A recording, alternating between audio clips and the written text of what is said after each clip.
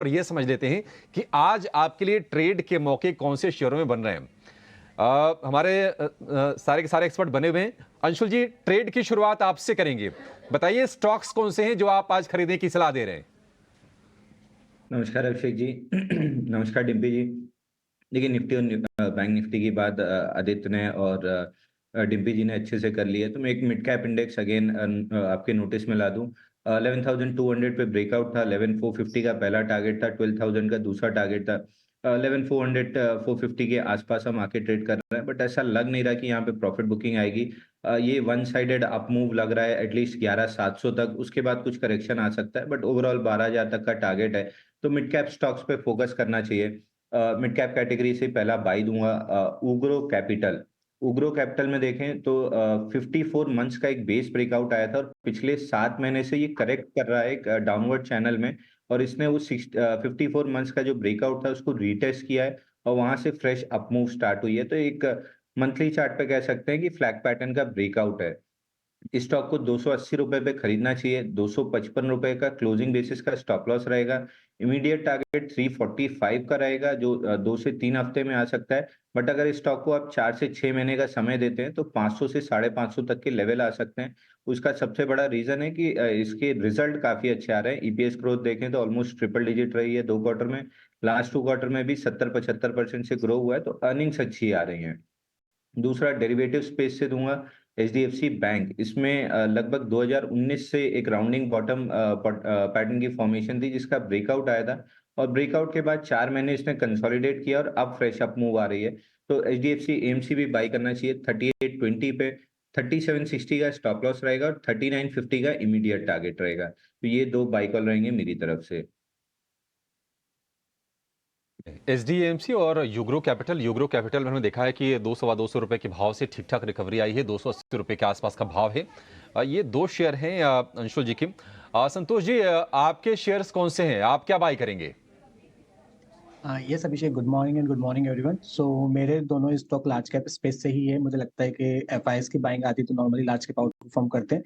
पहला स्टॉक है भारतीय एयरटेल। इसका स्ट्रक्चर बहुत अच्छा है। आज वैसे यूबीएस की रिपोर्ट भी आई है टेलीकॉम सेक्टर के ऊपर। आइडिया को भी अपग्रेड किया और भारतीय एयरटेल को भी। और कल भारतीय एयरटेल अपने कल भी एक बहुत ही अच्छा कप एंड हैंडल फॉर्मेशन का ब्रेकआउट भी है। मुझे लगता है मोमेंटम आज भी जारी रहेगा। 1405 के टारगेट रहेंगे। 1360 का स्टॉप लॉस रहेगा। दूसरा आपने अभी जो स्टॉक का जिक्र किया था वो था बायोकॉन। बायोकॉन मेरे रडार पर है। तो काफी दिनों से बैन में रहा था, नतीजों के बाद स्टॉक अटक गया था, लेकिन यहाँ पे एक फ्लैग फॉर्मेशन है, वो भी 20 डे मूविंग एवरेज के ऊपर। और आज ये एफ एंडो बैन से बाहर आया है। मुझे लगता है यहाँ पे एक शॉर्ट कवरिंग का मूव आ सकता है। यहाँ पे खरीदारी करना चाहिए। 335 का टारगेट रहेगा। 305 का स्टॉप लॉस रहेगा। एक इंटरेस्टिंग दोनों शेयर आपके 20 से शुरू होते हैं संतोष। एक तो भारतीय एयरटेल और बायोकॉन, दोनों बड़े शेयर हैं, अपने अपने सेक्टर की अच्छी कंपनी भी हैं, तो इन दोनों पर ध्यान रखें। यूग्रो, एचडीएफसी, एएमसी ऑलरेडी आपको अंशुल जैन जीत चुके हैं। आगे बढ़ें, अब जरा आदित्य से भी उनकी ट्रेडिंग कॉल्स ले लेते हैं। आदित्य सर, जरा बताइए अपनी ट्रेडिंग कॉल्स। डिम्पी जी, पहला मैंने चुना है ऑटो सेक्टर से। ऑटो सेक्टर में एक अच्छी जान है, अच्छे तरीके से चल रहा है। चाहे आप टू व्हीलर स्पेस की बात करें या फोर व्हीलर की स्पेस की बात करें, उसमें मेरा पिक रहेगा मारुति। बहुत टाइम से कंसोलिडेट कर रहा था, अब एक रेंज ब्रेकआउट है, तो मारुति को बाय कर सकते हैं 12934 में।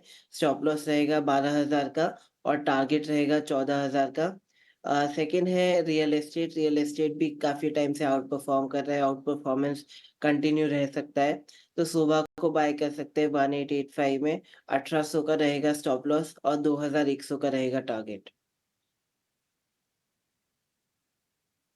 एक मारुति हो गया आपका और एक शोभा डेवलपर हो गया। एक का यानी कि दोनों इनफैक्ट मैं बोलूँगा थोड़ा हाई बीटा हैं और बढ़िया चलने वाले शेयर्स हैं। मारुति का भी नोटिस करने वाला शेयर। देखिए अभी ना संतोष सर ने आपको एक बात बताई कि जब भी एफआईज आएगा तो फ्रंटलाइन शेयर्स पे आएगा। मेरा मानना है कि रिलायंस में भी आ सकता है, वो एचडीएफसी बैंक में भी आ सकता है, वो एचयूएल के अंदर भी इन सब में भी आ सकता है। ठीक, तो पहले 50 शेयर आपके लिए ज़्यादा सेंसिटिव हो गए हैं और यही लीडरशिप देंगे तभी तो और चलेगा। मिड कैप से थोड़ी बाजार चलेगा पूरा। तो आप यहाँ देखेंगे यूग्रो हो गया, अंशुल जैन की कॉल है, एचडीएफसी उनकी कॉल है। दो कॉल्स उनकी, जरा स्क्रीन पे फटाफट से फायर करते जाओ सबकी कॉल्स। संतोष सर की कॉल्स है भारती एयरटेल, सेकंड कॉल है बायोकॉन, संतोष जी की कॉल है। इसके अलावा जो आदित्य कह रहे हैं वो कह रहे हैं मारुति और एक शोभा डेवलपमेंट। तो 2 शेयर इनकी तरफ से भी हो गए। तो कुल मिला के 3 analyst, 6 buy call, 9 sell, market पे व्यू पॉजिटिव और किसी तरह की कोई भी बड़ी दिक्कत अभी तक तो नहीं दिख रही है। का नाम भी है, इंडिगो वाली रिपोर्ट्स भी आपने देखी होंगी, लेकिन एक टेक्निकल चेक लेना भी ज़रूरी है। मैं अर्निंग से शुरू कर रहा हूँ, इंडिगो के नंबर स्क्रीन पे लेके आइए। और संतोष सर, जरा इंडिगो का आज गैप के साथ खुलेगा सर, फिक्स है ये, ठीक? अगर गैप के साथ खुलता है फिर क्या करें, किस लेवल तक जा सकता है, कितना और ऊपर जाने की चांसेस हैं? ईएस जिन पे इंडिगो की बात करें तो बहुत ही स्ट्रॉन्ग मोमेंटम में मुझे लगता है कि गैप अप के साथ ही खुलेगा। वो तो जब हो सकता है स्टॉक पे 7-8% की रैली भी देखने को मिले। डिफिकल्ट होगा चेस करना आफ्टर गैप अप ओपनिंग, लेकिन अगर किसी के पास है थोड़ा सा पोजिशनल व्यू है तो बने रह सकते हैं। गैप अप ओपनिंग के बाद भी मुझे लगता है स्टॉक आने वाले समय में 5000 के लेवल के ऊपर ट्रेड करते दिखेगा। फटाफट से बताते जाना, मैं स्पीड से पूछूंगा, प्रोड्यूसर साहब उस पर स्टैंप लगाते जाएंगे। हिंदुस्तान एरोनॉटिकल्स नया बाय करना है या फिर जिनके पास पुराना है सिर्फ वही होल्ड करें? देखिए, एचएएल में जिसके पास पुराना है वही होल्ड करना चाहिए, क्योंकि अब लग रहा है ऐसा कि वर्टिकल मूव आती जा रही है।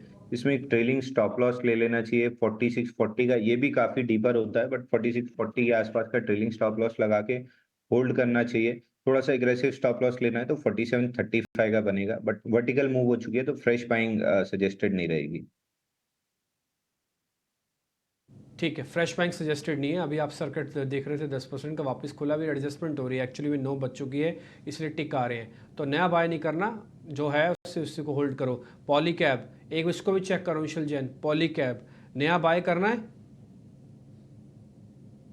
देखिए, पॉलीकैब में एक फ्रेश बाइंग की जा सकती है। 2 दिन की इनसाइड बार पैटर्न है, तो यहाँ से 6788 इसके आसपास के लेवल्स निकलते हैं तो फिर एक बार लॉन्ग कर सकते हैं।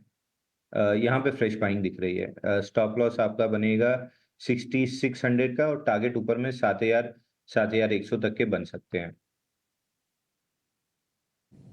आप कह रहे हो कि बाय करना है, इस पे हमने बाय के स्टैंप लगा दिया और नए वालों को लिए थोड़ा बहुत पोजीशंस ले सकते हैं। वैसे तो होल्ड है, जिनके पास पड़ा हुआ है 7000 तक जा सकता है। एक साउथ की भी कंपनी है सन टीवी, थोड़ा ये भी पॉलिटिकल सेंसिटिव है। साउथ की कंपनी है सन टीवी, ये भी नया ब्रेकआउट की तैयारी कर रहा है। आप जरा चेक करेंगे आदित्य, आप जरा चेक कीजिए सन टीवी को और जरा जल्दी बताइएगा, क्योंकि 1-2 शेयर और भी हैं। देखिए, सन टीवी को बाय कर सकते हैं, बट कंडीशनल बाय रहेगा। इसको बाय करना है 680 के ऊपर और स्टॉप लॉस लगाना है 660 का और टारगेट रहेगा 700 का।